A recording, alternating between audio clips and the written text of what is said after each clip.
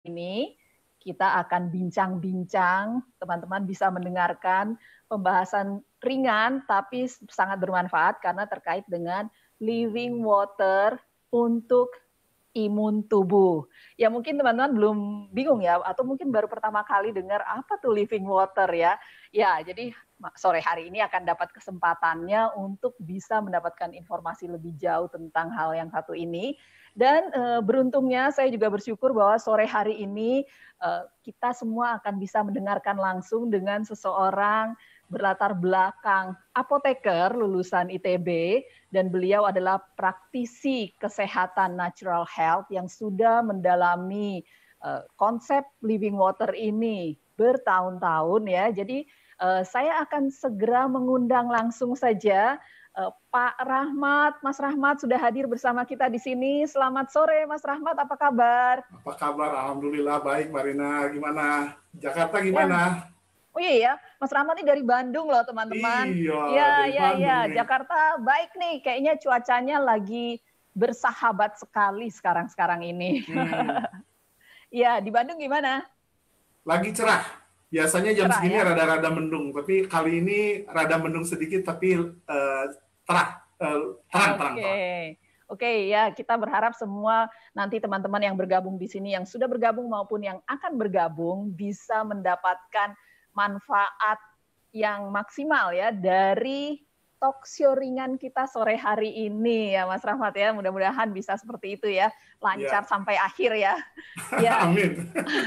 Ya, menarik ya kalau pengalaman kita sekarang ini dengan PSBB dan sebagainya, kita jadi punya kesempatan untuk eksplor teknologi lebih jauh ya, tapi tetap namanya teknologi atau apapun selalu kadang-kadang ada aja challenge ya, tapi ya sore ini lancar semua lah ya. Oke, jadi kalau kita bicara topiknya ini kan tentang living water untuk imun tubuh ya Mas Rahmat ya. Sebelum lebih jauh kita Mas Rahmat nanti membahas tentang ini, mungkin bisa dijelaskan dikit nggak living water itu apa sih sebenarnya? Karena kalau saya dengar living water, saya jadi mikir emang ada dead water gitu ya.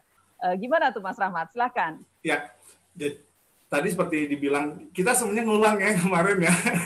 Sorry yang kemarin ikutan, aduh ada tantangannya ya. Nah kali ini kita perbaiki ya, mudah-mudahan informasinya lebih lengkap. Karena kalau ngobrolnya bareng seperti ini kan bisa lebih enak ya, lebih interaktif. Oke, saya mau jelasin tentang living water.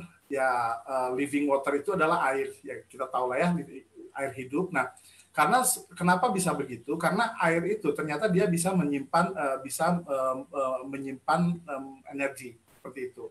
Nah, living water ini adalah air yang dia punya kandungan oksigen tinggi. Nah, kemudian secara struktur dia punya ukuran partikel strukturnya itu lebih teratur. Dia lebih teratur, kemudian kandungan oksigen dari si living water ini jauh lebih tinggi dibandingkan air pada umumnya. Nah, si living water ini biasanya kita sebenarnya sudah mulai mengenal, dan sebagian orang awam bilang bahwa air-air di tempat-tempat tertentu itu punya kemampuan untuk menyembuhkan. Misalnya air Zam-Zam, kalau Muslim itu ada air Zam-Zam, kemudian ada Lourdes gitu, kemudian air di Sungai Gangga dan seterusnya, atau air doa, air yang diberikan kata-kata yang positif, air yang diberikan doa, dan ternyata itu secara struktur dia bisa menjadi heksagonal, dan itu membantu penyembuhan seseorang. Karena pada saat seseorang itu sakit kemudian minum air living water tadi, maka air tadi dia akan membantu si peredaran darah menjadi lebih lancar karena ukuran partikelnya lebih kecil, dan dia bisa nampung oksigen lebih banyak, sehingga kandungan oksigen dari dalam darah tadi itu lebih tinggi, sehingga orang tersebut jadi jauh lebih sehat. Nah, pada banyak kasus ya, saya dengar banyak cerita gitu, ada orang yang sakit stroke, kemudian dia stroke-nya jadi gitu, sakit, kemudian datang ke tempat suci, ke umroh seperti itu, pulang dari sana sembuh. Nah itu karena setelah minum air Zam-Zam itu tadi, dan atau mungkin dulu juga kita pernah dengar ada orang yang dia ngobatinnya dengan minum air yang didoain gitu. Ternyata pada saat itu seseorang itu dia berdoa, kemudian vibrasinya dari hati orang tersebut dia memang benar-benar bersih gitu ya, jiwanya benar-benar murni, itu ditangkap oleh si air. Ternyata si air itu dia berubah strukturnya jadi bagus, dan dia pada saat orang itu minum, orang itu jadi sembuh. Bahkan sakitnya sakit apapun ternyata. Ada kejadian seperti itu. Jadi karena sebenarnya intinya adalah peredaran darahnya dia jadi bagus. Sirkulasi darahnya dia jadi bagus, suplai oksigen jadi bagus, suplai makanan jadi bagus. Karena prinsipnya kalau suplai makanan dan suplai oksigen itu bagus ke dalam sel, maka si sel dia akan cukup energi, cukup tenaga untuk memperbaiki dirinya. Karena kan energi itu sama seperti kita punya uang lah. Misalnya seperti inilah, orang punya rumah misalnya, kemudian ada satu bagian rumah yang bocor, yang rusak. Kalau orang itu punya uang kan tinggal suruh tukang bayar aja, suruh tukang perbaiki. Nah kalau sel tubuh kita siapa yang dibutuhkan energi juga, tapi bukan uang yang dibutuhin, tapi dalam bentuk energi dan suplai oksigen. Nah kalau itu terjadi, maka si sel itu akan melakukan namanya proses self healing. Memang untuk terjadinya proses self healing ini dibutuhkan kondisi yang tepat, kondisi yang pas, seperti itu. Jadi baik itu maksudnya kondisi yang pas ini dalam hal ini misalnya cukup oksigen, cukup makanan, oksigen, makanan, kemudian juga frekuensi yang pas. Karena misalnya kalau makanannya bagus, kemudian oksigennya juga bagus, tapi kemudian juga mood seseorang itu nggak bagus, misalnya dia stres, itu ternyata juga berefek. Jadi ada frekuensi pikiran, juga ada pengaruh pikiran, betul. Jadi ada 3 faktor itu pengaruh untuk kesehatan seseorang, untuk proses self healing. Karena prinsipnya yang saya pahami adalah tubuh itu punya kemampuan untuk menyembuhkan dirinya atau disebut self healing tadi. Dan memang sejak zaman lama gitu orang-orang Socrates gitu ya, orang-orang yang ahli kedokteran, ahli farmasi zaman dulu, itu mereka bilang bahwa ada bromaka, ada farmaka. Farmaka itu obat, bromaka itu makanan. Pilihannya, kamu mau menjadikan obat ini sebagai makanan atau mau menjadikan makanan ini sebagai obat. Karena kalau misalnya farmaka itu, obat itu jadi makanan, nah, kejadian saat ini, ada orang yang sakit tertentu, misalnya diabetes lah, misalnya jantung atau apa, mereka makan sehari 3 kali, itu kayak makan. Iya, dan itu juga terus-menerus gitu ya? Terus-menerus, long term. Dan kita benar-benar jadi makanan ya? Betul, dan itu kita tahu bahwa walau bagaimanapun, yang namanya obat itu pasti ada efek negatif, karena dia tidak kompatibel dengan tubuh kita. Dia ada zat-zat tertentu itu tidak kompatibel dengan tubuh kita untuk jangka panjang. Walaupun misalnya kalau untuk jangka pendek ya, untuk short term atau dalam dosis tertentu yang dikontrol, itu mungkin masih oke. Tapi masalahnya adalah pada saat orang itu sepuh, mulai senior gitu ya, itu bisa jadi kondisi tubuhnya, sel-sel tubuhnya mulai turun. Sehingga fungsi self healing-nya nggak bisa maksimal. Nah pada saat itu terjadi, penyakit mulai jalan gitu. Jadi kembali lagi ke air. Jadi air itu tadi ada living water, sekaligus juga ada dead water. Ada dead water ya. Seperti itu. Ya, jadi kalau misalnya kembali lagi bicara living water tadi, wah ini kalau ngobrol dengan teman-teman ya, kalau kita ngobrol dengan Mas Rahmat ya, tanya satu tuh, wow, luas banget penjelasannya ya. Jadi kalau yang belum ready, belum ada catatan sekarang kesempatan deh ambil buku ya, nyatet. Wah, ini saya juga sambil nyatet nih. Sentil dikit ilmunya keluar semua ya. Thank you loh Mas Rahmat loh. Sama-sama. Semoga bermanfaat. Ya. Tadi balik lagi kalau sederhananya jadinya kalau bicara tentang living water ini kita konsumsi, efek langsung yang kita nggak rasakan efek langsungnya, atau sebenarnya di mana di bagian tubuh yang itu langsung bisa berefek gitu kalau living water ini? Oke, kalau berdasarkan pengalaman saya, karena kebetulan saya memang saya pelajari teori, tapi juga saya praktek di lapangan. Jadi saya praktek di lapangan. Secara prinsip ini simpel banget sih. Memang ini bahasa awam ya, bukan bahasa yang sangat ilmiah dan sebagainya. Soalnya pada saat kondisi tubuh itu sakit, itu sebenarnya secara prinsip itu si tubuh itu si sel dalam tubuh tadi kekurangan oksigen. Dia kekurangan oksigen sehingga dia jadi merasa sakit. Memang ini sangat simpel. Karena kalau mau tahu ceritanya tentang terjadinya proses sakit, itu ada prostaglandin lah, ada apa segala macam. Itu ada rumit. Tapi prinsipnya adalah seperti itu. Jadi dia seperti itu. Nah, saya banyak menemukan orang-orang yang misalnya bengkak misalnya. Orang itu bengkak. Itu kan bengkak atau udem ya, bahasa ilmiahnya itu udem atau bengkak gitu. Nah, bengkak itu kan sebenarnya darah yang nggak lancar. Nah, pada saat dia konsumsi living water tadi, itu dia bisa membantu si struktur air yang ada di sini itu itu si strukturnya dia jadi lebih kecil partikelnya. Sehingga yang tadinya mungkin misalnya ini sebesar ini, kemudian dia nggak bisa masuk karena dia jadi kecil, dia bisa masuk. Dia jadi masuk, bisa jadi masuk. Akhirnya apa? Jadi bengkaknya kempes. Ada seperti itu. Kemudian sakitnya juga banyak yang kejadian yang misalnya sakit tertentu, kemudian dia sakitnya mulai berkurang. Itu juga ada pengaruh. Nah, beda dengan obat. Kalau misalnya obat, kenapa dia bisa menghilangkan sakit? Karena dia memang menekan rasa sakit. Painkiller itu dia cara kerjanya dia itu menekan rasa sakit. Rasa sakit adanya di mana? Di sini, di otak. Itu yang ditekan. Jadi hanya rasanya aja, rasanya ya, aja, merasakan aja gitu ya. Supaya kita dihilangin, supaya nggak ngerasain itu. Apalagi misalnya kalau kita bicara lebih kuat lagi, painkiller, tapi dia kategorinya psikotropik, apalagi narkotik. Narkotik itu dia penghilang sakit, tapi kuat. Sakit. Sangat kuat. Jadi dengan kata lain bisa merusak yang lainnya malahan gitu ya? Bukan. Jadi dia itu si narkotik ini dia bisa menekannya utuh. Jadi sakitnya benar-benar hilang. Sakitnya benar-benar hilang. Tapi masalahnya dia kan ada kalau misalnya konsumsi jangka panjang, dan dia harus keluar pakai resep dokter kan. Apotek sendiri nggak bisa keluarin itu. Misalnya saya di apotek nih, apoteker nih, saya di apotek. Kemudian ada orang minta obat itu, ada golongan obat narkotik, itu nggak boleh saya keluarin begitu aja. Karena saya harus ada resepnya, harus permintaan dari dokter. Permintaan dari dokter bahwa baru saya bisa kasih resepnya. Dan itu pun saya harus lapor. Saya harus lapor karena ini ada kecenderungan obat-obat seperti ini kalau misalnya orang yang nggak mengerti, kemudian juga tanda kutip ya jahat begitu, ini bisa juga dimanfaatkan. Jadi benar-benar kenapa obat tertentu kan ada golongan obat kan, ada obat yang warna hijau, ada warna biru, ada warna merah, ada K gitu ya, ada psikotropik, ada narkotik. Itu kelompok obat yang berdasarkan ada siapa yang boleh mengeluarkan, siapa yang nggak boleh. So, obat yang hijau itu boleh bebas gitu. Tapi kalau obatnya warnanya merah, nah itu nggak boleh sembarangan. Apalagi kategorinya psikotropik, narkotik itu harus dokter yang keluarin.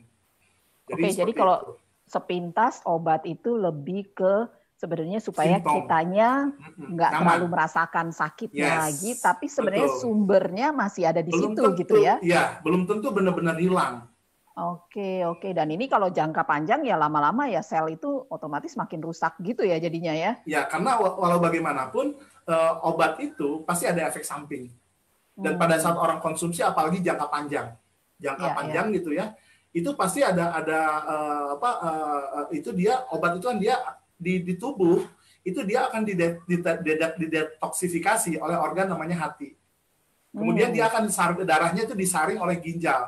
Makanya dua organ ini, hati dan ginjal ini akan menyebabkan yang sakit kalau seseorang ini konsumsi obat jangka panjang. Nah, makanya dua organ ini yang bisa menyebabkan itu. Nah, saya melihatnya konsep misalnya self healing. Ini justru dia memperbaiki ini tanpa pakai obat-obatan tadi, walaupun kita tetap butuh. Kita tetap butuh obat itu, tapi kalau misalnya bisa berbarengan itu jauh lebih bagus gitu. Karena konsepnya salah satu dari komponen dari self healing itu air, living water ini ada pengaruh seperti itu. Ya, kemarin itu kan sempat Mas Rahmat sempat singgung tentang kaitannya dengan tubuh asam dan bagaimana living water ini bisa akhirnya berdampak bagus gitu ya untuk tingkat keasaman tubuh lah, dan itu mungkin bisa dijelaskan dikit lagi nggak sekarang ini? Oke. Jadi kan prinsipnya gini, living water tuh dia kan air, dia strukturnya heksagonal, dia mengandung oksigen lebih tinggi, dia bisa nampung oksigen lebih banyak. Nah, pada saat dia masuk ke tubuh, karena dia kandungan oksigennya tinggi, badan jadi basah. Tubuh basah, jadi basah. Ya? Karena kan orang sehat itu ternyata, ini penelitian terakhir itu, orang sehat itu, pertama suhu tubuhnya 36 derajat sampai 37 derajat. Mau suku bangsa apapun, mau kulit warna apapun gitu ya. Jadi suhunya 36-37 derajat. Yang kedua, pH darahnya di 7,35 sampai 7,45. Jadi sedikit basah. Sebenarnya darah kita sendiri itu sifatnya itu sebenarnya buffer sebenarnya. Dia larutan dapar sebenarnya. Jadi kalau dia jadi larutan dapar tuh gini, kalau orang kimia mengerti tentang ini. Jadi larutan dapar tuh gini, misalnya larutan, dia dikasih sedikit asam atau dikasih sedikit basa, dia nggak berubah. Dia akan bergeser sedikit, tapi dia akan seimbang lagi. Si tubuh kita tuh udah seperti itu. Jadi kalau misalnya kita minum obat dalam dosis tertentu, itu kan sebenarnya Obat itu kan racun, kalau bagaimanapun. Yang membedakan racun sama obat cuma dosisnya aja, sama penggunaan yang tepat, hanya itu aja. Kalau penggunaannya nggak benar, dosisnya nggak benar, ya nggak benar tuh. Itu jadi racun. Nah, jadi pada saat dia konsumsi itu kan racun sebenarnya masuk ke tubuh lewat darah kan. Nah, si darah itu dia punya kemampuan untuk melakukan homeostasis. Dia akan jadi larutan datar, dia ditambah asam atau ditambah basa, dia akan tetap aja pH-nya segitu. Jadi ada semacam kemampuan itu. Tapi kalau berlebihan, dia jadi asam. Nah, pada saat asam, jadilah orang itu sakit. Jadi artinya kalau udah sakit itu, artinya orang ini sudah berlebihan. Ya, jadi si darahnya udah nggak bisa kontrol lagi. Sendiri. Betul, gitu ya. Itu poinnya. Karena jadi dia udah nggak bisa kontrol lagi, akhirnya si tubuhnya jadi cenderung asam. Cenderung asam jadinya, karena dia udah nggak ada namanya istilah kapasitas dapar. Kapasitas dapar itu misalnya dia bisa nampung toleransi benar. Misalnya dia bisa sampai 10 misalnya. Kalau di bawah 10 dia masih bisa tahan. Kalau kita bawa beban berat itu 10 kilo masih, tapi kalau udah 11 kilo udah kita nggak bisa lagi. Nah, itu kayak gitu kurang lebih. Jadi pada saat seperti itu, nah kalau orang sakit ini, orang sakit ini berarti dia udah kelebihan sebenarnya. Makanya dia tubuhnya cenderung asam. Apalagi kalau kita bicara cancer. Orang cancer itu pH darahnya itu 5 sampai 5,5. Sangat asam. Memang tubuh kita tidak seluruh bagiannya basa, enggak, ada bagian tubuh tertentu juga yang asam. Contoh misalnya di lambung, asam lambung itu dia asam, pH-nya bisa 4 itu kurang lebih ya, sekitar 4, sekitar 5, bahkan mungkin lebih kecil dari itu.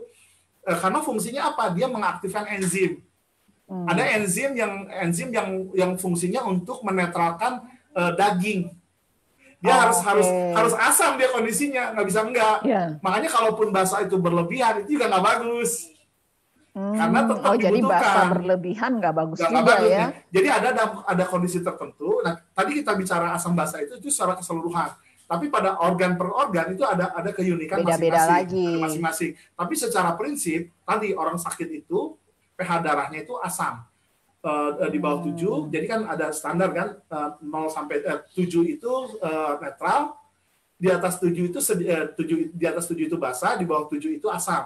Nah, darah ini di 7,35 sampai 7,45. Dia sedikit basa sebenarnya. Nah, sehingga itu hubungannya dengan konsumsi tadi, hubungannya dengan minum living water ini itu akan membuat si tubuh itu menjadi sedikit basa. Menjadi basa seperti itu. Oke. Jadi nyambung. Iya, nyambungnya ke sana ya. Jadi kayak misalnya ke peredaran darah itu ya. Kalau misalnya tubuh asam itu yang peredaran darahnya kental itu ya, Mas ya? Nah, itu yang hubungannya dengan kental itu hubungannya nanti dengan partikel yang larut di situ. Kan sebenarnya kelarutan itu di situ. Makanya kenapa kita minum air sebaiknya 8 jam. Karena walau bagaimanapun komponen tubuh kita nih, itu 60 sampai 80% tergantung organnya di mana, itu air. Bahkan ada satu profesor dokter, dia bilang bahwa orang itu bukan sakit, orang itu kurang minum. Karena pada saat dia minumnya cukup, maka kan sirkulasi darahnya jadi bagus. Si organ yang sakit tadi, dia akan dapat asupan makanan, dapat asupan minuman, air yang cukup, oksigen yang cukup, sehingga yang terjadi, si sel ini menjadi menyembuhkan dirinya. Makanya si dokternya bilang begitu. Kalau airnya kurang, ya nggak kurang dong suplainya, gitu. Jadi sebenarnya sederhana ya untuk sehat ya, harusnya Sederhana. Ya, dan kalau misalnya sudah sampai sakit ya tadi itu, tubuh sudah tidak toleran, sehingga timbul gangguan sampai ke organ-organnya itu, mengganggu fungsinya. Betul, gitu ya. Betul. Jadi sebenarnya kalau misalnya istilahnya orang sakit hari ini, itu kerusakannya sudah sebelumnya gitu ya. Iya. Cuman baru kerasanya sekarang. Dan kalau udah kerasa itu sebenarnya sudah alarm tuh ya sebenarnya. Betul. Jadi sebenarnya yang namanya sakit itu tanda dari tubuh, dia ngasih tahu ke kita. Sama dengan kalau misalnya gini, kita kebakar nih, tangan kita kebakar, panas kan? Udah kita sakit. Itu sebenarnya si tubuh ngasih tahu itu bahaya buat kamu. Coba kalau yang mati rasa. Ada orang yang mati rasa kan? Dia kebakar, dingin aja, dia cuek aja kan. Padahal tangannya kebakar. Nah itu berarti udah nggak normal terus tubuhnya. Alarmnya udah nggak jalan. Betul, udah nggak jalan lagi berarti. Oke, wah menarik banget nih. Sebentar nih, Mas Ral, saya lihat kalau udah lihat kamera nih ketahuan deh nih nanti usia ya, kacamata nggak bisa dihindari. Ya, jadi ya itu seperti itulah pentingnya ya air untuk tubuh kita sebenarnya ya. Sementara kan banyak orang yang mikir ya udah makan makanan yang sehat aja gitu ya, tapi ya minumnya ternyata ya kalau nggak haus nggak minum gitu ya. Apalagi mungkin kayak anak-anak ya, anak remaja tuh kayaknya mereka juga jarang-jarang tuh minum air gitu ya. Itu bisa aja nanti setelah setahun 2 tahun efeknya baru terasa gitu ya. Betul. Jadi intinya begini, itu kan sifatnya kumulatif. Sama seperti mungkin kita juga pernah dengar kan berkali-kali bahwa sistem imun itu tubuh seseorang itu dibangun bukan sesaat, bukan saat itu aja, tapi dia perlu proses. Itu juga sama. Jadi sebenarnya habitnya kita yang dibangun itu sebenarnya sakit atau sehat itu kan sebenarnya akibat perbuatan kita sendiri. Iya. Sebenarnya kan begitu kalau kita mau jujur gitu ya. Sebenarnya kan sehat atau sakit itu adalah akibat perbuatan diri sendiri. Itu hanya konsekuensi aja sebenarnya. Konsekuensi dari kita memperlakukan tubuh kita seperti sendiri apa. Gitu ya. Iya. Wah, kadang-kadang kan itu juga nggak sadar gitu ya. Kayaknya pokoknya kebanyakan orang tuh makan, minum ya yang enak di sini aja nih katanya ya. Tapi nggak lihat kelanjutannya tuh. Betul. Apalagi sekarang banyak yang lebih banyak stay at home, kayaknya lebih bervariasi itu yang dimasukin ya. Nggak dapet variasi pemandangan, variasi rasa. Makanya di situ ya butuh namanya kontrol makanan dan sebagainya. Makanya kalau kemarin kan saya pikir di agama apapun ada namanya puasa kan. Salah satu poinnya puasa itu adalah kontrol kan. Itu sebenarnya kan kontrol dengan itu, karena kalau misalnya kita lihat gitu ya orang-orang yang kekurangan gitu ya, mereka kurang makan ya karena memang nggak punya kemampuan untuk membeli kan. Nggak punya duit untuk itu. Tapi kalau misalnya orang yang sudah berkecukupan, itu kemampuannya dikontrol. Karena uang udah ada, punya uang segala macam ada. Kalau nggak bisa, ini kan dia segala macam dimakan, sakit juga. Betul. Akhirnya nggak enjoy juga life-nya. Sayang banget gitu ya, duitnya malah lari ke obat jadinya ya, pengobatan lah gitu. Nah, balik lagi nih Mas Rahmat yang tadi tentang air, kan itu berarti bicara living water. Sementara kan kita nggak banyak yang tahu ya, saya juga baru dengar tentang manfaat living water ini seperti ini gitu, jadi nggak aware sebenarnya kalau yang kita konsumsi, kita minum sehari-hari itu berarti kemungkinan besar bukan living water ya, tadi yang dibilang dead water itu.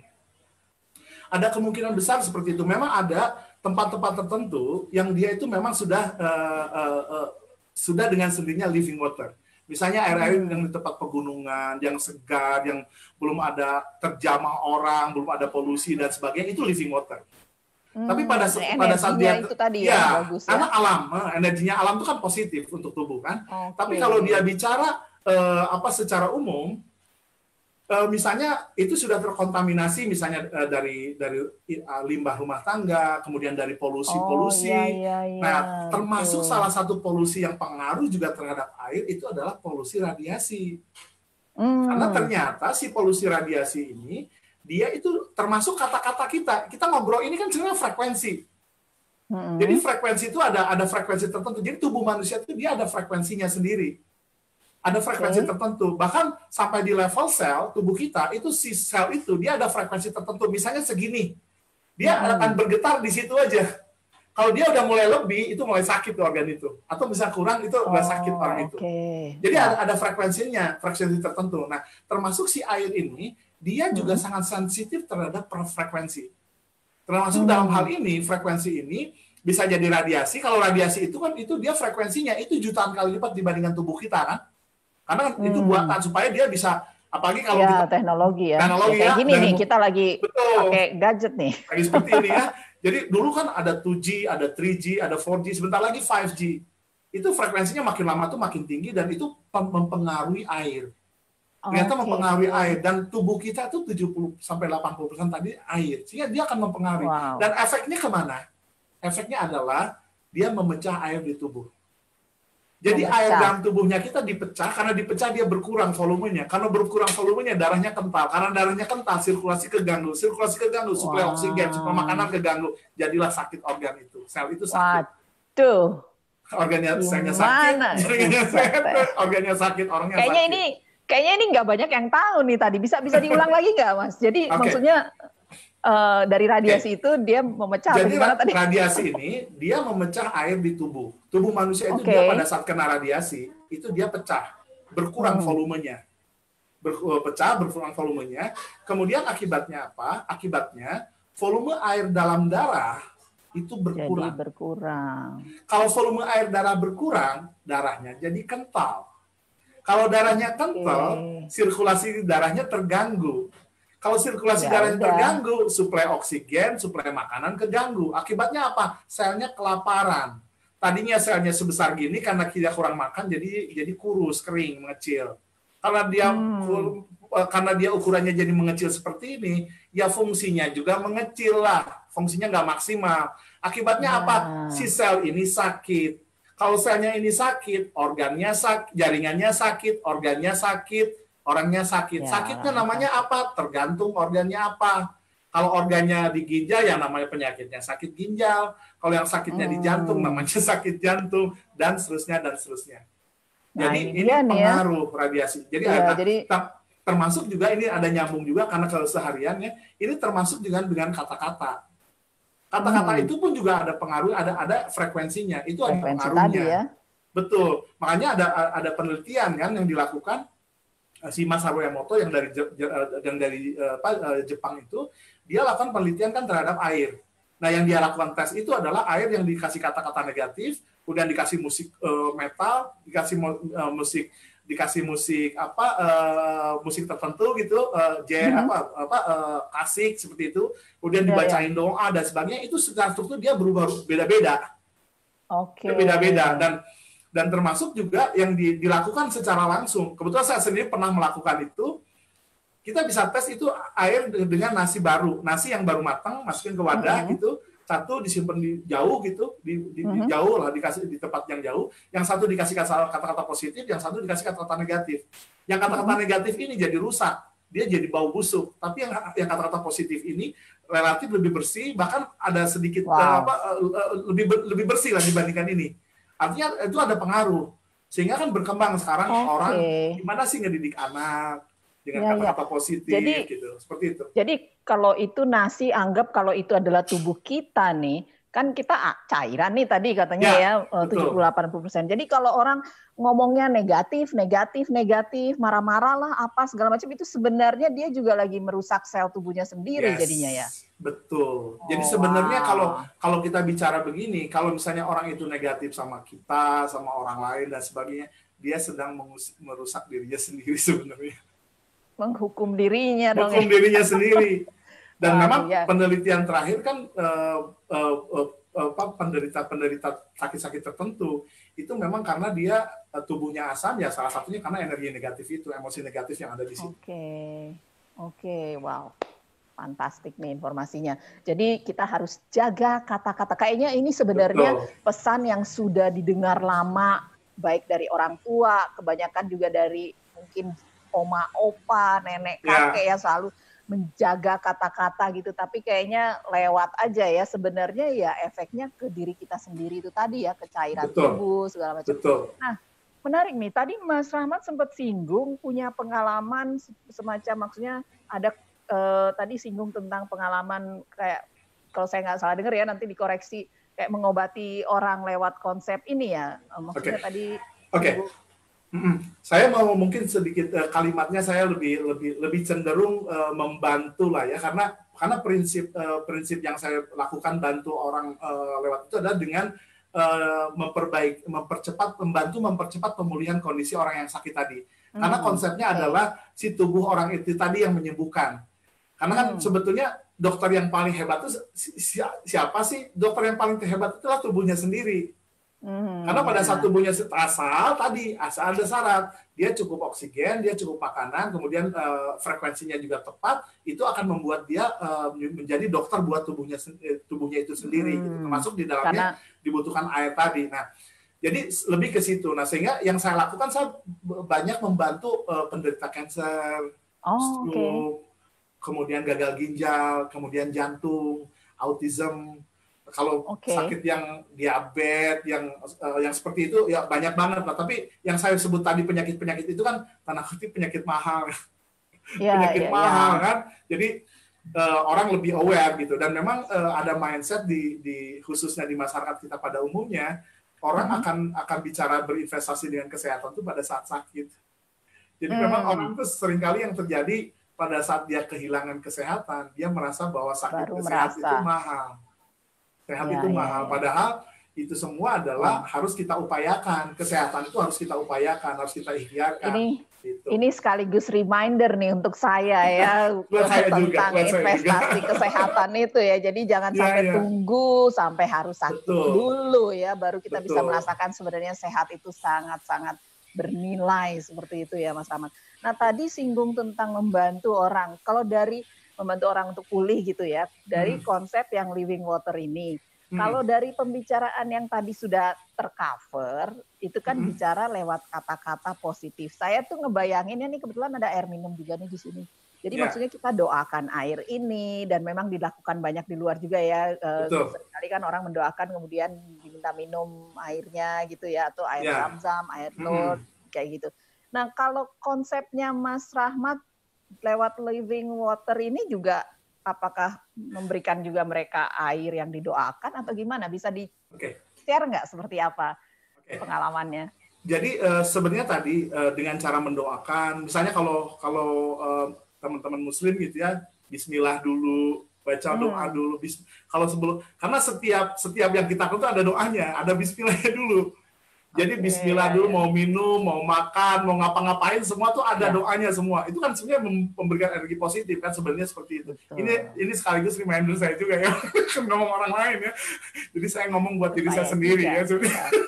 Jadi itu. Nah kemudian tapi masalah yang jadi tantangannya, nah sebagian orang juga melakukan meditasi, orang melakukan yoga gitu kan. Atau misalnya kalau teman-teman yang Muslim itu dia lakukan sholat tahajud tengah malam, sepertiga malam terakhir. Itu adalah kondisi-kondisi alfa. Kondisi-kondisi di dalam tubuh lebih rileks, lebih tenang. Dan itu adalah salah satu kondisi yang memang dibutuhkan untuk proses tubuh melakukan self-healing. Nah, yang jadi tantangannya adalah, kalau yang berhubungan dengan kita kontrol emosi dan sebagainya, itu kadang-kadang manusia itu dipengaruhi oleh namanya lingkungan. Jadi nggak stabil. Jadi saat ini moodnya, kalau moodnya lagi bagus, di sekitar gitu ya. Ada pengaruh. Ada pengaruhnya. Bagus ya bagus gitu ya. Nah, ada pengaruh itu gitu. Ada faktor moody di situ. Ada faktor moody. Sehingga stabilitas frekuensi yang dihasilkan itu nggak stabil. Jadi fluktuatif gitu ya. Fluktuatif gitu. Nah, karena fluktuatif itu maka dibutuhkan kita perlu cari alternatif yang lain. Nah, kalau saya punya alternatifnya adalah saya menggunakan teknologi. Karena kalau teknologi ini dia akan sifatnya, dia akan konstan. Dia tidak ada pengaruh dengan emosi ya, dengan mood. Dia nggak ada pengaruh dengan mood. Namanya teknologi ya gitu aja. Gitu kan. Mau gimana pun ya tetap aja dia seperti itu kerjanya gitu. Jadi kalau saya sendiri, saya menggunakan alat itu menggunakan manfaatkan teknologi, dan teknologi ini dari Jerman. Karena sejujurnya kalau untuk urusan teknologi, kebetulan saya kuliahnya dulu ada teknologinya, Institut Teknologi Bandung gitu. Jadi ada teknologinya. Jadi kalau saya nerima gitu aja kayaknya saya harus bertanggung jawab dan saya gitu. Jadi apapun yang saya gunakan, saya benar-benar cari tahu dulu lebih detail. Sebenarnya apa sih sebenarnya ini penjelasannya seperti apa? Ini make sense atau tidak gitu, sehingga saya benar-benar sangat selektif pada saat memilih produk misalnya yang berhubungan dengan teknologi, hubungannya misalnya dengan air misalnya. Saya akan cari produk terbaik yang memang itu secara teknologi benar-benar sangat bagus. Dan saya kalau kita bicara teknologi dan itu Jerman, kalau saya gunakan yang dari Jerman ya, yang saya dari Jerman. Nah itu benar-benar kelihatan. Kayaknya kualitasnya udah banget lah ya. Nggak dipertanyakan lagi lah. Kalau orang dengar produk Jerman udah tahu lah. Betul. Karena saya sendiri nggak bergerak di bidang, bukan background teknologi seperti Mas Rahmat, tapi kalau dengar produknya teknologi Jerman tuh kayaknya udah jaminan gitulah ya, kayaknya ini much better lah. Betul, karena saya tahun 2001 sampai 2004 itu saya pernah kerja di pabrik farmasi. Ini Oke. cerita nih, Ya, ya, ya, ya, cerita. ya. Boleh nih, boleh dibagi. Jadi cerita di misalnya perusahaan lokal lah ya. Waktu saya kerja di satu perusahaan, misalnya kalau perusahaan lokal nih A, itu kan ada Mhm. QC-nya. Ya, Nah, quality pada saat control ya. quality control ya, yang di quality control itu yang dicek di obat itu kadarnya. Kadar ada jadi dalam obat itu ada zat aktif, ada bahan pembantu. Nah, zat Oke. aktif itu misalnya paracetamol, nah itu nama zat aktifnya paracetamol. Tapi bahan pembantunya di situ ada talak di situ. Di situ ada amilum di situ ada pengawet, di situ ada pemanis kalau saya seru Hmm. dan nah itu namanya penambah zat tambahan. Hmm. Ada komposisinya tertentu, ada formulanya tertentu. Nah, kalau di perusahaan yang lokal itu dia dicek kadar zat aktifnya aja. Misalnya harus Hmm. kadarnya 98%. Kalau di bawah Oke. itu dia harus tidak lulus. Reject lah Nah, ya. reject. Nah, biasanya kalau reject seperti itu, kalau mungkin diproses ulang. Oke. Tapi kalau perusahaan-perusahaan tertentu di negara-negara maju, PMA ya, dia masuk Hmm. perusahaan itu kemudian dicek, ternyata kadarnya nggak lulus, itu dibuang. Dibuang. Dibuang. Jadi bukan bukan di Bukan proses kembali diproses, gitu dia ya. dibuang, dia buang bahkan ada Oke. tertentu, bahkan yang dicek itu bukan hanya zat aktifnya, tapi bahan pembantunya. Kalau kita Oh, nggak tes pembantunya ya udah aja, tapi ini dites juga ininya, dan itu menunjukkan kualitas dari satu proses ya. company, satu proses, satu company, hubungannya nanti dengan negara. Jadi kita bisa Hmm. lihat ini misalnya ini X negara mana gitu, negara A, ini negara B, ini ketahuan. Hmm. Karena tuh Hmm. makanya pada saat dengar Jerman, oh oke, udah deh Udah kalau kayaknya ngomongin udah pasti Jerman lah udah ya. deh aman deh, gitu. Jadi relatif ini, jadi saya memilih dalam hal ini untuk masalah ini karena punya pengetahuan itu gitu, seperti itu. Oke, jadi kalau misalnya teman-teman mulai misalnya melirik-melirik teknologi gitu ya pastikan dari yang memang sudah kualitasnya benar-benar bisa dibilang menjadi jaminan lah ya, jangan sampai salah juga kan ini bicara untuk tubuh kita gitu ya. Betul, betul, Nah, betul. pengalaman Mas Rahmat bisa di-share nggak? Misalnya kalau selama ini kliennya tuh yang case-nya seperti apa, kemudian bisa terbantu dengan teknologi ini ya, tadi sempat singgung itu ya, atau gimana tuh ceritanya? Apakah Oke. mereka datang ke Mas Rahmat atau gimana gitu? Oke, saya kebetulan beberapa tahun terakhir ini memanfaatkan teknologi juga. Saya memanfaatkan teknologi juga dan sejujurnya secara technically saya nggak gitu paham, tapi saya punya teman-teman yang mengerti. Jadi saya minta tolong berkolaborasi lah ya dengan teman-teman itu Oke. yang mengerti supaya saya mengerti teknisnya, saya mengerti esensialnya, tapi untuk masalah internet, masalah media sosial segala macamnya saya nggak gitu paham. Nah ini saya ngobrol dengan mereka, hanya kerjasama lah dengan mereka. Nah singkat cerita, saya gunakan sosial media tadi, kemudian mereka tuh kontak seperti kita lakukan ini kan medsos yang kita pakai kan. Oh, Nah, ya, ya, orang itu ya, ya, ngontak ya. misalnya, ngontak ke saya, kemudian saya jelasin. Saya jelasin bisa by phone. Saya bisa ngomong begini, ini berjam-jam. Karena Wah. saya buat saya ini not only sekedar misalnya dagang gitu. Jual transaksi. Enggak bukan sekedar itu. Tapi ini adalah berbagi knowledge, berbagi pengetahuan. Karena target saya adalah orang itu paham. Kalau orang itu paham, kemudian dia gunakan, kemudian dia merasakan manfaatnya, dia juga akan jadi berkat juga buat orang lain, ngasih tahu orang lain juga. Seperti itu. Nah, Oke, jadi maksudnya teknologi ini maksudnya bisa dipakai siapa aja gitu ya? siapa aja bisa. Nah, kemudian Oke. jadi ini sederhananya begini. Jadi misalnya ada orang dia lihat tayangan saya misalnya di Facebook misalnya. Kemudian dia ngontak saya, kemudian saya jelasin kan. Saya ada nomor kontak saya di situ, saya jelasin via WA, kemudian saya telepon atau video call dan sebagainya. Nah, ketika orang itu misalnya misalnya buat dia misalnya penderita kanker, kemudian orang tersebut saya mau berminat untuk terapi dengan ini misalnya. Saya bilang saya jelasin segala macamnya begitu. Ya udah. Kalau tempatnya itu masih bisa dijangkau, misalnya Jakarta, Surabaya, Tangerang, Bekasi, Jabodetabek, Jogja gitu ya, Solo yang seperti itu yang masih Jawa Barat lah. Saya masih bisa jangkau, saya temuin. Saya usahakan ketemu. Jadi Sehingga Mas praktek terapi langsung nih. langsung dan mereka sehingga mereka paham gitu. Tapi ada juga banyak diantaranya juga by phone, yang dari Kalimantan, dari Hong Kong bahkan, dari Taiwan, dari Amerika juga pernah ada. Itu by phone, saya jelaskan begini, via WA, kemudian mereka transaksi, ya mereka transaksi dengan kantor aja. Tapi saya jelasin dulu mereka cara kerja dan sebagainya, karena target saya tadi supaya orang itu paham, orang itu mengerti. Nah, pada saat orang itu mengerti, dia akan benar-benar melakukannya dengan sepenuh hati, karena kalau mengerti tadi tahu kan, oh OPEC-nya seperti ini. Bahkan saya pernah lakukan konsultasi ke orang itu bisa 3 bulan, Mbak. Setiap hari orang itu telepon, setiap hari, sehari 3 kali. Jadi sehari udah kayak minum obat ya.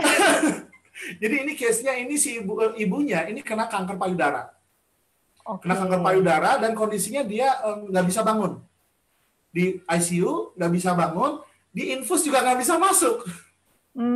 Karena darahnya kental. Di infus nggak bisa masuk karena darahnya kental. Kemudian singkat cerita dia beli produk yang teknologi yang tadi saya bilang itu, saya jelasin dulu. Hanya singkat cerita dia yang bersangkutan beli, anaknya beli. Kemudian saya jelasin by phone begini, dan saya nggak pernah ketemu orangnya sampai detik ini. Jadi saya jelasin, Pak Rahmat ini gimana? Oke Pak, coba lakukan ini. Pak, coba lakukan ini. Coba lakukan ini. Terus lakukan seperti itu. Sampai akhirnya, tadinya dia kondisinya, karena untuk tahu, penderita kanker tuh darahnya kental. Ya. Darahnya mereka tuh kental, sangat kental. Sama seperti stroke. Darah mereka tuh kental. Nah, kemudian dia minum air yang dilewatkan itu, kemudian jadi dia menggunakan living water ini. Living water tadi. Nah, kemudian dia gunakan. Nah, yang terjadi besoknya di infus bisa masuk. Oh, wow, secepat itu pengaruhnya ya? Secepat itu, iya. Wah. Di infus bisa masuk. Akhirnya singkat cerita bisa pulang. Tadinya nggak bisa bergerak sama sekali. Akhirnya dia bisa pulang, udah diterapi segala macam sampai keluar potongan daging, Mbak, yang keluarnya darah kotor, potongan daging. Aduh, saya juga dengernya. Tapi saya coba bantu benar-benar jelasin gitu seperti itu. Dan yang terjadi mulailah dia bisa mulai duduk, mulai bisa makan, mulai bisa beraktivitas. Wah, itu pasti keluarganya juga bersyukur banget ya. Betul, happy banget. Jadi nah yang seperti itu, dan sejujurnya ini bukan 1-2 yang seperti ini. Ini puluhan. Dan bahkan bisa datang dari berbagai kota juga gitu ya jadinya. Ada juga, ada juga yang bahkan datang dari Pati ke rumah, Mbak. Dan saya nggak buka praktek karena saya bukan dokter, saya bukan praktisi, karena tujuan saya hanya menjelaskan aja sama mereka, terapinya sendiri aja. Jadi loh, tapi cara makanya begini. Itu ada orang datang tengah malam itu perjalanan 12 jam gitu jalan dari Jawa ke sini. Dan orangnya tidur. Dan umumnya yang akhirnya dibantu oleh Mas Rahmat ini mereka bisa pulih gitu ya? Yang jelas gini, mereka ini yang dibantu ini kondisinya membaik. Kondisinya mereka membaik, merasa ada perbaikan. Dari mulai perbaikannya yang kecil sampai benar-benar sembuh total itu ada. Tapi ada juga yang dia akhirnya memang meninggal. Ada juga seperti itu. Tapi jangan salah kalau urusan yang seperti itu udah di luar jangkauan. Ya, itu sudah di luar jangkauan, itu kan memang sudah saatnya lah ya. Jangankan yang begitu orang jatuh aja orang bisa meninggal. Artinya memang itu sudah saatnya. Tapi poin saya adalah bagaimana si alat ini, ini yang saya bantu ini membantu orang tersebut. Ada yang tadinya nggak bisa tidur jadi bisa tidur, ada yang nggak bisa tidur 14 hari kemudian jadi bisa tidur nyenyak. Itu kan happy banget buat mereka. Buat kita aja, buat kita kan buat orang-orang sehat ya. Yang namanya tidur biasa-biasa aja kan, kita kayaknya pernah jarang-jarang lah. Terima kasih Tuhan saya masih bisa tidur, kayaknya jarang deh. Tidur aja gitu kan. Udah otomatis gitu ya. Udah merasa itu kayaknya udah hal yang biasa banget gitu ya. Betul. Nah padahal orang-orang yang sakit itu dapat tidur tuh dapat surga. Bahagia banget buat mereka. Karena kebayang orang nggak bisa tidur 12 hari coba. Itu pertama kali nih, tahun 2014 pertama.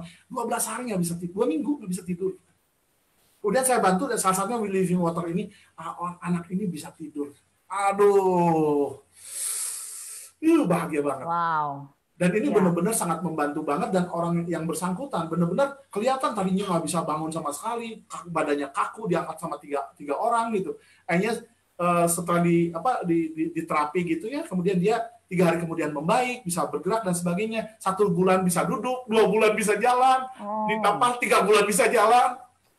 wah buat saya wah ini bahagia dan saya pikir kebutuhan orangnya bukan hanya sekedar finansial yang dicari gitu, bukan hanya sekedar hal yang sifatnya fisik gitu ya, tapi juga ternyata kebahagiaan batin pada saat bermanfaat buat orang.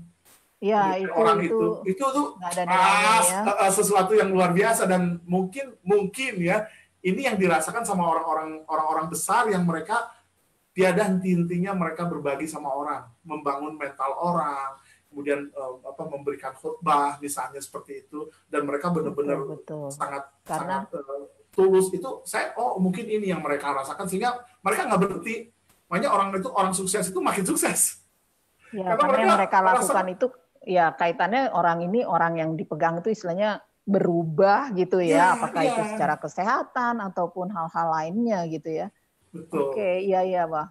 Menarik banget. Dan itu salah satunya ya itu tadi, living water itu ternyata pengaruh besar dahsyat itu gitu ya terhadap betul. kesehatan kita. Sementara kalau misalnya kita yang belum ngerasa apa-apa, kayaknya nggak, air minum tuh kayaknya hal yang ntar aja ya belum haus atau apa gitu ya, lupa gitu ya kayak gitu. Waduh, wah informasinya nih kayaknya bermanfaat sekali ya, bener nggak nih teman-teman ya? Nah, kita tuh nggak punya banyak waktu yang tersisa, coba saya cek dulu ya. Iya. Jadi kalau misalnya di antara teman-teman mungkin di sini ada yang juga ingin bertanya lebih jauh nih, maksudnya gimana tuh tadi yang tentang teknologi yang Mas Rahmat sempat singgung, kita bisa dapetin informasinya lebih jauh, gimana caranya nih Mas? Mungkin bisa, mungkin ada teman-teman juga yang paham ya, nanti bisa tanya sama teman-teman yang misalnya ngundang di forum ini kan, mungkin ada di referensi siapa, nanti bisa tanya, mungkin lebih lanjut mereka lebih paham, atau bisa juga nanti kontak dengan DM dengan Bu Rina misalnya, atau dengan saya. Tapi maksudnya secara umum suka ada ininya nggak? Ada istilahnya tentang ini, apakah ada workshopnya atau apanya? Gitu? Ya, sebenarnya kita sendiri itu ada komunitas yang kita memberikan ada waktu ada jadwal-jadwal tertentu yang itu kalau yang tadi saya bilang itu mungkin lebih ke personal lah ya, mungkin lebih ke personal, nanya-nanya gitu. Tapi kalau misalnya saya mau lebih lengkap, kemudian di satu forum yang lebih resmi misalnya atau seperti apa, nah ini kita ada workshop seperti itu, ada jadwal-jadwal tertentu, nanti bisa di-sharingkan, dikasih contoh misalnya seingat saya itu Sabtu ini akan ada penjelasan tentang itu, dan semua via Zoom ya. Online semua. Jadi Zoom. bisa ikut, semua bisa ikut. Harus daftar dulu nih. Daftar ya, betul. Ya, berarti nanti ada ya jadinya workshop tentang ini ya. Ada. Oke, jadi untuk teman-teman yang berminat tahu lebih jauh secara lebih detailnya, nanti ya pantau terus berarti ya, jadi supaya bisa dapetin infonya nih kapan pas ada workshopnya, dan kemungkinannya Sabtu ini ya Mas ya jadinya ya. Ada ya, setahu saya ada Sabtu ini tuh ada. Nanti mungkin infonya lebih lengkap nanti lebih detailnya nanti bisa menyusul ya.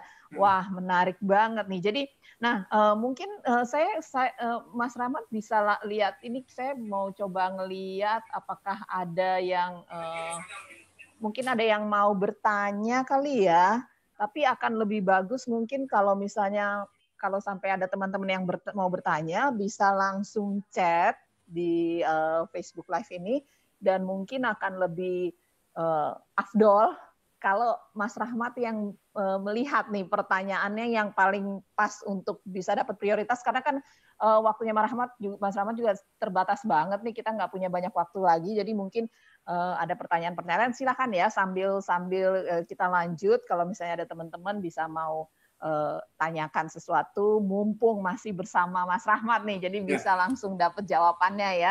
Nanti mungkin Mas Rahmat bisa sambil ngelihat juga kali ya di situ ya ada pertanyaannya. Ini saya lihat ada pertanyaan nih dari Pak Boy Sembiring. Jadi beliau bilang mantap ya, saya baca dalam buku Mujizat Air, foto struktur molekul air kacau jika diberi label buruk. Nah, pertanyaannya, apakah air benda hidup?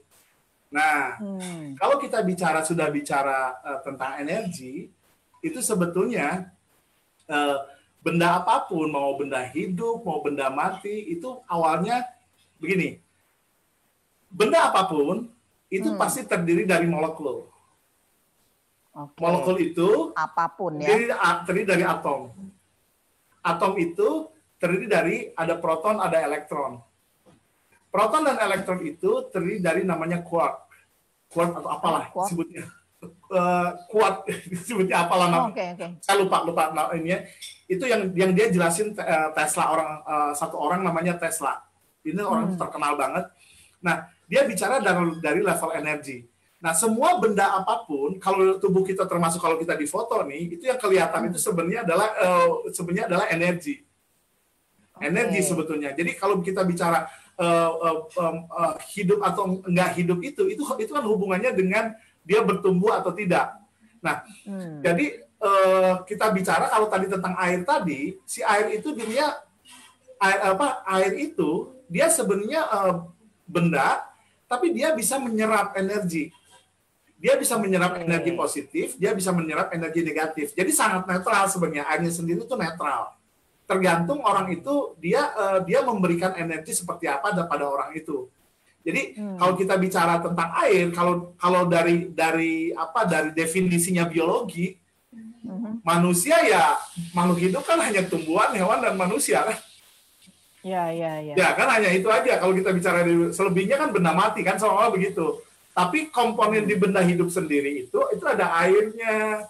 Kemudian kalau mau lebih dalam lagi kan di situ ada tadi sampai ke struktur dan sebagainya. Jadi memang ada secara prinsip bahwa apapun benda itu sebenarnya adalah kumpulan energi sebenarnya.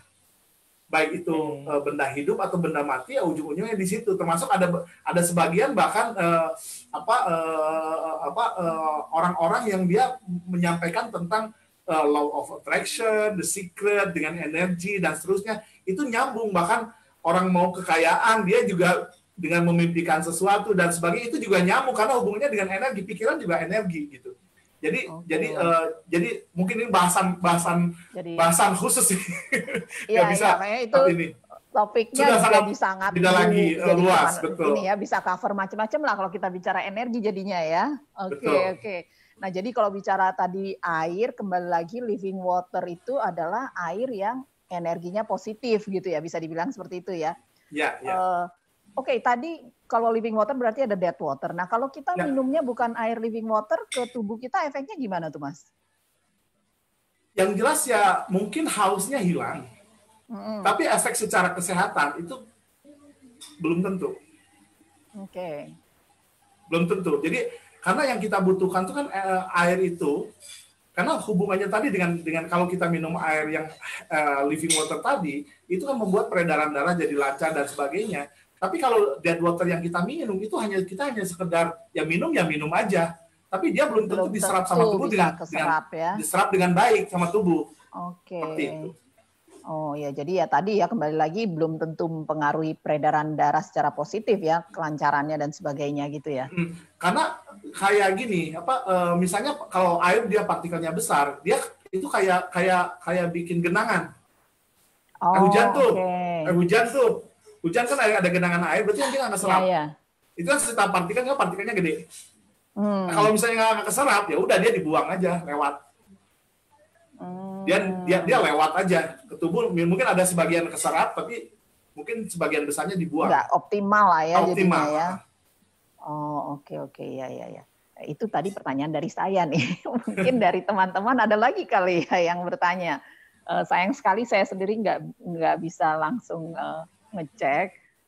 Kalau misalnya ada, jadi langsung ke Mas Rahmat punya Facebook ya, jadi bisa lihat. Mungkin ada lagi, kalau ada silahkan. Kayaknya udah nggak ada kalau di saya. Sementara belum ya. Jadi saya ini karena semakin kita mendekati akhir, jadi sebelum mengakhiri saya akan coba catatan yang saya sudah bisa catat ya dari bicaraan kita, karena mungkin ada teman-teman yang tadi juga baru joinnya tidak sempat dari awal ya. Jadi tadi dari awal itu dengan Mas Rahmat sempat berbincang sebenarnya living water itu apa di sini. Jadi dikatakan bahwa living water itu adalah air yang strukturnya heksagonal dan dia juga karena strukturnya heksagonal itu mengandung lebih banyak oksigen sehingga pada saat lebih mudah juga diserap oleh sel, sehingga itu akan sangat berdampak pada kelancaran peredaran darah gitu. Kalau kesimpulan saya kurang tepat, langsung di ini aja ya Mas ya. Gitu. Ya. Nah, dan juga menyinggung soal air ini, kalau dari sisi energi bahwa sebenarnya air itu netral. Jadi tergantung kita memberikan energi apa ke situ, dan tadi antara lain adalah lewat kata-kata kita gitu ya, kata-kata kita yang positif dengan air yang kita mau minum lewat doa tadi itu akan memberikan energi yang positif juga ke tubuh kita. Tapi kalau misalnya kita sering yang negatif-negatif nih, itu juga secara nggak langsung jadinya sebenarnya berdampak ke tubuh kita yang 70-80% adalah cairan. Jadi bisa jadi darah kental itu bukan karena sekedar makanan yang kita makan, tapi bisa jadi karena kata-kata yang sering kita ucapkan ya. Bisa jadi. Iya ya, jadi sebenarnya efek balik ke kita gitu ya. Jadi apa yang kita berikan keluar itu kita dapatkan juga. Kalau itu positif kita balik positif, dan kalau itu negatif ya jadinya mengganggu kesehatan jangka panjangnya ya. Nah kemudian juga bicara ini sebenarnya kalau bicara kesehatan itu jadi kaitan erat dengan peredaran darah yang lancar. Karena pada saat darah lancar, nutrisi, oksigen, cairan semua itu bisa tersampaikan ke sel-sel, sel-sel bisa dapat makanannya, dan di situ jadinya selnya berenergi. Seperti itu ya Mas, sebenarnya sesimpel itu, sesederhana itu. Jadi yang membuat peredaran darah lancar ini ya kalau cukup cairannya tentunya ya jadinya peredarannya bisa lancar gitu ya. Cairan yang tepat ya tadi living water itu ya, living water itu, dan itu kita bisa jadinya dengan selnya dapat nutrisinya. Kalau dikaitkan dengan imun sistem, jadi akhirnya maksudnya imun tubuh kita, jadi akhirnya ya tubuh dapat energinya, dapat makanannya, akhirnya tubuh mampu yang tadi Mas Rahmat singgung ya, bisa melakukan self healing sendiri di saat memang ada gangguan-gangguan dari luar menghantam seperti itu ya, seperti kondisi-kondisi hari inilah dan sebagainya. Jadi sebenarnya semuanya balik lagi dari kita memilih yang mana yang bagus untuk diri kita. Apakah itu lewat konsumsi, lewat air, dan terutama juga lewat kata-kata, dan tadi sempat disinggung juga lewat pikiran kita. Itu yang bisa membuat kita punya kemampuan untuk self healing dari dalam ya Mas ya? Betul. Ya, jadi kaitannya dengan peredaran darah tadi yang di poin yang dapat adalah dari situ oksigen, makanan, kemudian ada juga frekuensi masuk ke situ karena semuanya terkait dengan apa yang diperintahkan dari pikiran sini gitu ya ke tubuh kita. Nah, sementara kalau kita kurang cairan, dan tubuh kita bisa jadi keseimbangan asam basanya bisa terganggu, dan pada saat tubuh asam disitulah mulai muncul asam yang berlebihan ya di luar range normalnya, itu akan bisa muncul macam-macam penyakit. Seperti itu kali ya Mas Rahmat ya? Ya, kurang lebih seperti itu. Seperti itu ya, dan untuk teman-teman yang ingin tahu lebih jauh, tadi sempat disinggung teknologi apa yang digunakan, karena kayaknya kalau kita misalnya belum terbiasa, semua air kita doakan dulu sebelum minum, atau kalau kita mau bantu semua banyak banget jadinya ya yang kita harus ini kan itu kali perlu latihan khusus untuk itu. Nah kalau misalnya dengan Mas Rahmat tadi singgung ada teknologinya, kalau teman-teman ingin tahu lebih jauh nanti bisa tetap stay tune, akan ada workshop khususnya, dan yang saya barusan dapat infonya adalah Sabtu berikut ini terdekat waktunya akan ada workshopnya ya. Nanti detailnya akan menyusul. Ya, sayang sekali nih sebenarnya masih banyak yang bisa dikupas tentang living water ini, karena ya kita harus mengenal tubuh kita ya, 70-80% cairan gitu ya. Nah, Mas Rahmat kalau nanti kesempatan lain saya undang lagi untuk kita bicara-bicara lagi di sini, bisa oke ya? Oke, ayo sepanjang bisa, sepanjang bermanfaat, saya sangat senang berbagi dengan teman-teman. Terima kasih banyak. Saya mewakili teman-teman semua di sini. Terima kasih banyak untuk waktunya Mas Rahmat sore hari ini. Sama-sama. Ya, semoga informasi yang disampaikan bisa bermanfaat buat semua yang mendengarkan dan bisa dibagikan kepada keluarga ataupun orang lain yang membutuhkan ya. Oke, semuanya teman-teman, Mas Rahmat sekali lagi terima kasih untuk sharingnya sore hari ini. Nanti saya akan kontak-kontak lagi ya untuk minta waktunya ngobrol lagi. Oke. Ya, oke, untuk sore ini sepertinya ini sudah di penghujung waktu kita untuk bisa bincang-bincang bersama. So, saya Rina, terima kasih untuk kehadiran semuanya. Selamat sore, sampai di sini perjumpaan kita ya. Tetap sehat, stay positif. Oke, bye-bye semuanya. Terima kasih. Terima kasih. Bye.